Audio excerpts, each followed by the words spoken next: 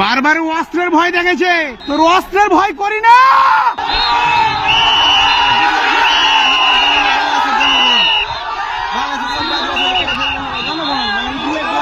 আপনারা দেখতে পাচ্ছেন যে চাঁপাইগঞ্জ সীমান্তে ভারত এবং বাংলাদেশের নাগরিকদের মধ্যে সংঘর্ষ প্রায় অনেক দূর এগিয়ে গিয়েছে।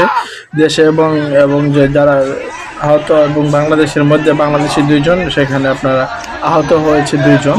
তো ভারত এবং যে বাংলাদেশের যে সীমান্ত, এটার মধ্যে প্রায় কি বলবো আপনাদেরকে, আপনারা তো দেখতে পাচ্ছেন এখানের অবস্থা।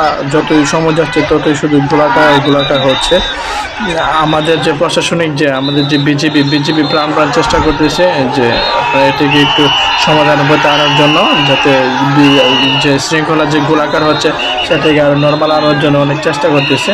তো আশা করছি এখনো পুরোপুরিভাবে কোনো কিছু জানা যাচ্ছে না। এটি আপনার ফেসবুক থেকে একটি আমরা যে ভিডিওর ক্লিপটি নেওয়া, তো দেখা যাচ্ছে কি এখানে যে বাংলাদেশি সীমান্ত এবং যে আপনার ইন্ডিয়ার যে সীমান্ত, সেখানে প্রায় পাশাপাশি দেশের মধ্যে এই যে ওই পাশটা হচ্ছে আপনার ইন্ডিয়া এবং এই পাশটা হচ্ছে আমাদের বাংলাদেশ। এই যে একজন বিজেপি লোক আমাদের বাংলাদেশে একজনকে সেখান থেকে নিয়ে যাচ্ছে যাতে এরকম বিশৃঙ্খলা সৃষ্টি না হয়।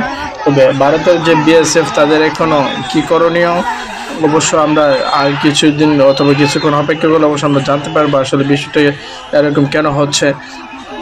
অবশ্যই যদি এরকম হয় তাহলে অবশ্যই এটার একটা সমাধান দ্রুত আনার আমরা সরকারের কাছে এবং অবশ্যই আমাদের প্রশাসনের কাছে এটা জোর দাবি জানাচ্ছি, যাতে এরকম আর না হয়।